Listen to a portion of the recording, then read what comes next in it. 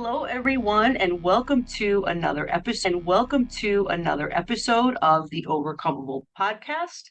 This is Trish, your host, and today we have with us Robyn McTague, and I'm going to immediately give her the mic so she can explain to you what she does and how she got there.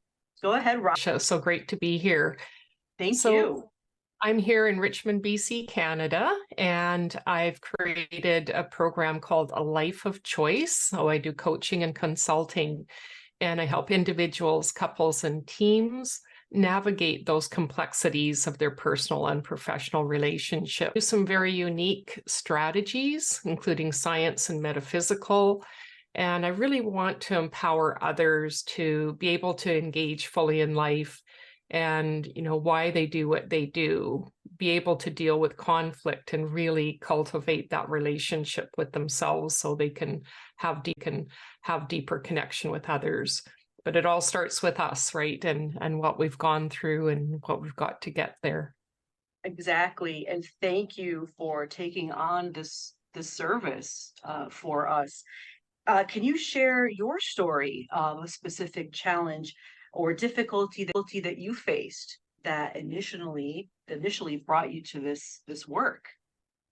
Yeah, well, I feel grateful to be able to say that I had breast cancer almost 24 years ago. So 2024, 24 years ago. So that was a huge shift in my life. And I'd come from many different challenges in my life with alcoholic, abusive, rageaholic dad, a mom who was mentally ill and suicidal. The first time I remember her attempting suicide, I was 4. And then we lived with other people. And, so I never had that. It really came crashing down with the cancer because I'd been doing everything for everyone else. I was working full time, union on the side, strata council, and it was after finally leaving a bad marriage that I'd stayed in too long. And so I'd really pushed down all my feelings. And this is how it came out, because I hadn't learned to nurture myself. I didn't get that growing up. I had to become the adult very, very young. So, yeah.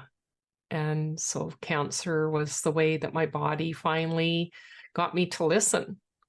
And I'd been getting messages in my head saying, something big in your life is going to change for about 6 months.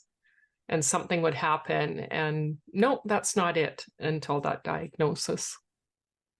So you felt something inside of you, like giving you that revelation that something was going to happen? Something was going to happen? Wow. How were you able to tune in to that message, that type of message that comes like from our intuition or from the universe? Is this something that you feel you are a natural towards, or is this something that you cultivated?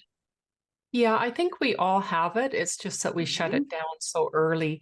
And when I think back on my life, like I can see places because my mom and I were so connected, because I was her reason for living, and she would tell me that. Aww. And so I remember I had to live with my cousins for a year when she was in hospital, and I loved to do art. And I went to school that morning. I was in grade 2, and we had an art project to do in the afternoon. And I said to my teacher, and this was really unusual, I was super shy, didn't say a word, I need to do my art this morning. And she said, well, why? And I said, I don't know, I just do. And she says, no, we're doing it this afternoon. And then I came home at lunch and my mom was there to take me back. Wow. So as a child, when all of this was going on, what were some of the emotions going on? What were some of the emotions? Like, how did you feel, or what were you thinking during these moments? Basically, I was just scared. It was like, how can I kind of keep invisible and out of the way so that I don't get in trouble? I love my books. Lots of times we lived in very kind of small communities and sometimes on farms. So I didn't have a lot of people or friends. So my saving grace was the animals. So I really connected with the animals. So that was my kind of little getaway. And being in nature was really my way of being able to survive, because I didn't really care for people. I was too scared of them. And it's like, Yeah, I can't blame you. yeah. And like you said, animals, they're one of the best support systems out there. How did the animal like help you? And would you recommend that to some of the listeners that don't have a support system? Yeah, absolutely. And, it's getting more expensive. So we can do some ways with volunteer and stuff like that. Like I had this natural ability to connect with the animals. And at one point I had a cat. I had cats a lot. We had dogs, we had chickens, we had all sorts of things. But this cat, I would dress him up in baby clothes, put him in the carriage, do all Oh my these things. gosh. And he just went for it. And everyone would look at me like, how can you do that? Oh my gosh. And what were some of the lessons or insights that you gained from this experience, like with using the animals to help you through these difficult times? Even as an adult, I had a cat, and she was part Siamese, or very vocal. But my ex-husband, it was a friend of his that had found this cat that was abandoned. And so we took it in. And then when we divorced, I kept it. But she was with me through everything. And she was like my protector. Like even when I learned to do energy healing, watching the people, making sure I was okay.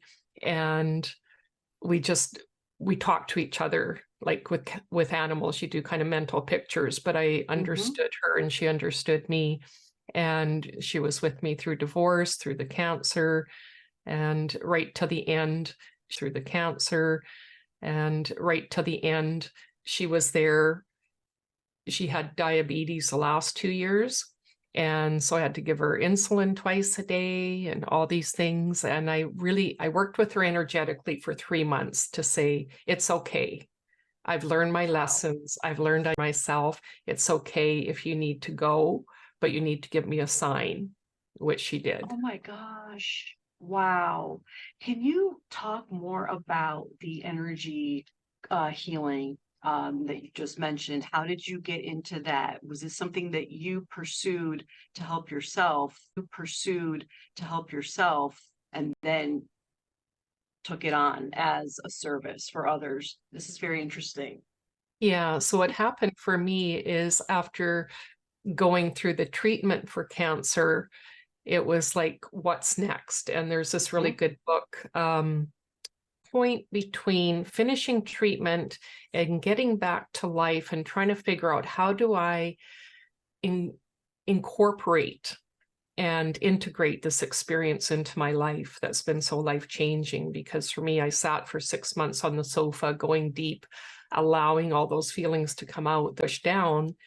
And I went to a retreat and it was really beautiful. And it was in this beautiful nature setting, and we were just nurtured and cared for the whole time, and had all these different services. And it just really opened me up to that spirit part of me that had been shut down, because there was a part of me that was angry at that religion, for sure, because of my mom and dad, Irish Catholic, Ukrainian Orthodox. So they both had their problems through religion. But I realized at that retreat, I opened up to the spiritual part. And my dad kind of threatened my life when I was really young. And I saw that experience for what it was, where I disconnected, where I thought I wasn't protected, but I really was. Otherwise, I wouldn't be here today. And so then back to work, and it's like, how can I be around all these stressed out people? I worked in a really large office, like a couple thousand people. We worked with people who were injured on the job, so really hurt people that had a lot going on.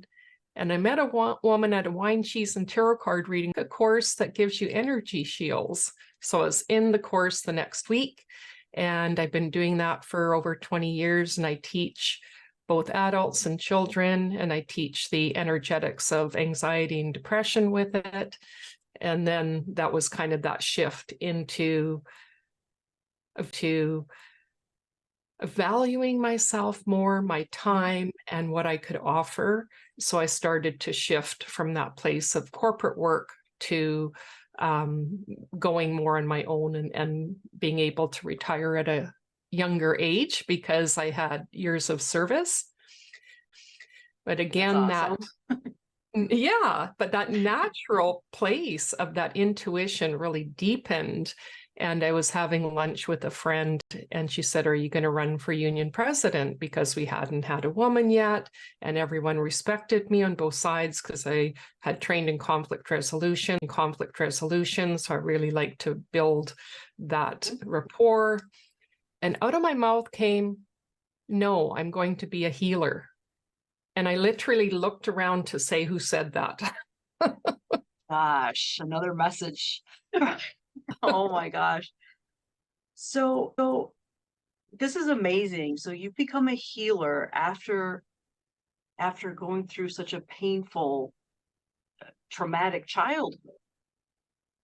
What kind of results have you seen in your work with people who have gone through similar experiences? How has your work helped or healed these types of traumas? So what happens is so often we get stuck in thinking it's personal, and Mhm. that, we become the victim then. And that's what I saw with my Yes. mom. And I'd got to really look at that way of thinking and being, that, everything's done to me. And to see that I do have choice. And that's why I talk about a life of choice, because we have choice in every moment. My personality, my background doesn't define me. And that's why with this energetic, with the shielding, we start to realize what's my feelings and what's someone else's. So it's really about being able to feel safe enough. That was really important to me, that I felt safe to go inside to see what's there, because I felt like if I go in there, it's going to be this Pandora's box. I'm never going to get through to the other side. So I help people realize that emotions come and go, and that's kind of part of the flow. Our society is so bad with anger and grief. And, Yes. this is part of life. We need those. Otherwise, we're just a cardboard cutout of a person, right? We're just a persona. And if And we think so about it, who do we really want that for ourselves? Do we really want to be this cutout? This perfect little shape of something? Probably not. And I believe that we are here to experience all of these emotions. And like you said, we might not have control of things that happen to us, especially as children. As children, the adults fail, but we do have control over how we respond and how we react to these things. And that, I believe, would you say that goes with mindset? Is that your mindset that would help you stay in control of how you respond? And so you don't get into that victim mentality. that's part of it. And we do, neurobiology is confirming all these things that we've understood energetically and kind of in different ways, and the physics of energy. So one of the books I always recommend is Viktor Frankl's Man's Search for Meaning. Because that gives you that example. We also have neural pathways in our brain, and it's like a rutted road. We do the same things over and over again. So we need to find ways to break up that pattern. And science is showing it doesn't matter what our age is, which is so exciting, right? So we don't have that excuse, "Oh, I'm too old." So This some is people great don't like news. that part.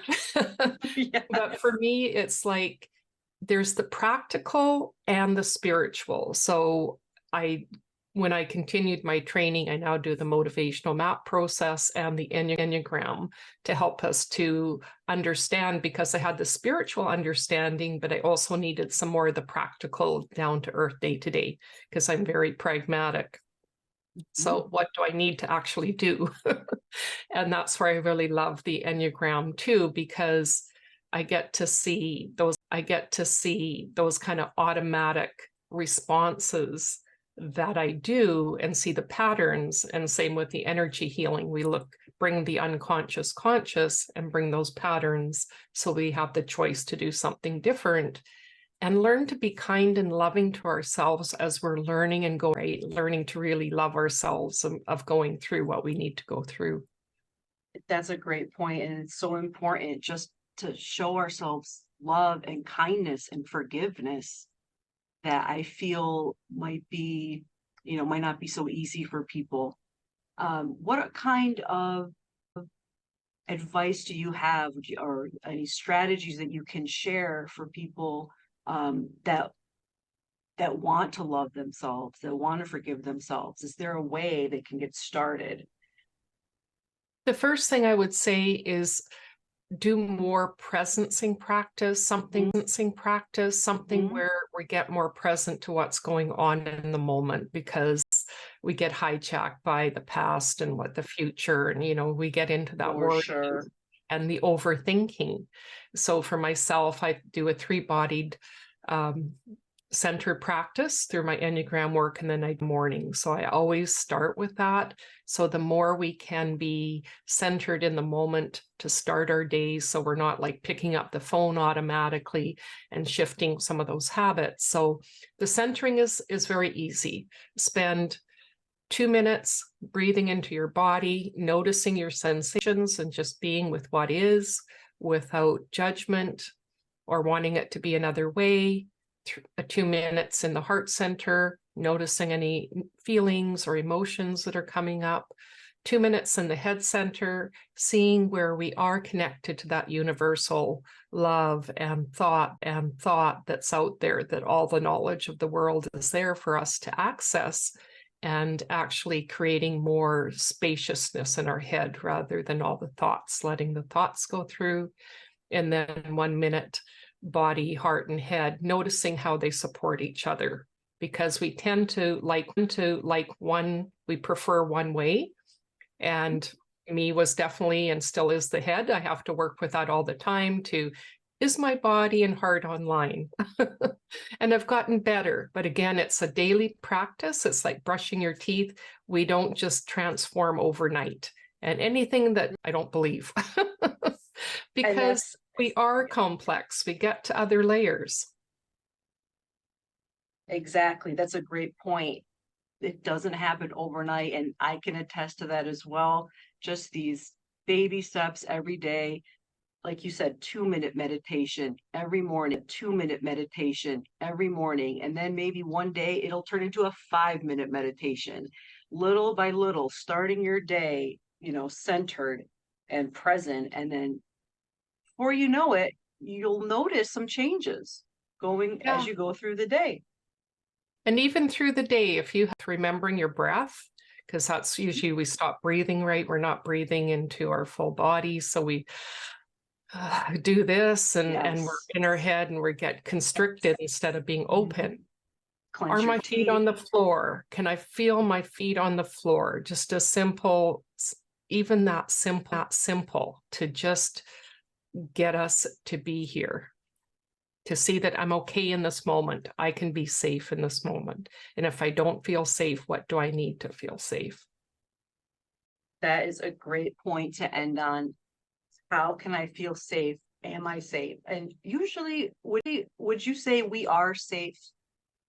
Usually. I mean, sometimes it feels challenging when we're out in the world and, with this polarization and stuff, but it's like, okay. And I've done that. I was in a situation at a concert once. It was actually the year Diana died. I was in Seattle at a music event, and I could feel the energy. And I said to my friends, I says, we need to get out of here. And we did. And it turns out there was a big thing and people were injured because it was just too many people crowded in, and then they were got upset. Oh my gosh, yeah, I remember that. That was something else. Well, thank you so much, Robyn. If the audience wants to find out more about your work, is there a place they can go to check it out? alifeofchoice.ca. I'm in Canada, so .ca. Just can LinkedIn, and probably Facebook is easy because it's just my name on my personal page. I have a business one as well, but the personal one is great to connect as well. All right. Thank you so much, Robyn, and thank you for sharing your stories and your insights with us. And I hope we can meet again and continue this conversation soon. Thank you so much. Thank you for tuning in to the Overcomeable podcast today and for joining us on this empowering journey. Remember, we're all spiritual beings having a human experience. Obstacles are just opportunities in disguise. Keep pushing forward, stay resilient, and embrace the triumphs that await you. Until next time, this is Trish signing off, reminding you that you have the strength to overcome any challenge life throws your way. And remember, the universe is out there cheering us on. See you in the next episode. If you would like to learn more about our mission, please visit our website at www.overcomeable.com, where you can also find some inspirational and helpful resources to help and empower you to live your best